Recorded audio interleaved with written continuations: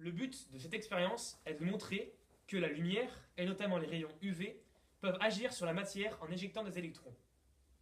Pour notre expérience, on utilise une règle frottée avec un morceau de tissu. Cette règle est chargée négativement. On touche le plateau d'électroscope qui, par contact, se charge négativement, c'est-à-dire qu'il possède un surplus d'électrons. On le voit d'ailleurs dans la mesure où l'aiguille pivote du côté négatif. On utilise ensuite une lampe UV de longueur d'onde égale à 254 nanomètres. On la dirige vers le plateau. Des photons dont on peut aisément calculer la fréquence arrivent sur la plaque de zinc et provoquent un phénomène visible. Sous l'influence de la lampe UV, l'aiguille se rapproche de sa position initiale, l'axe vertical. L'électroscope se décharge sous l'effet des rayons UV. Des électrons ont donc été éjectés grâce à l'énergie transportée par les photons.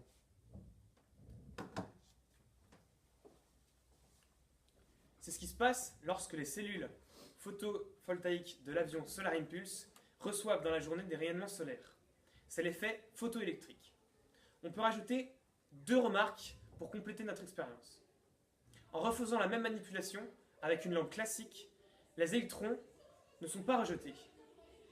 Si on charge positivement l'électroscope, les photons n'agissent pas non plus.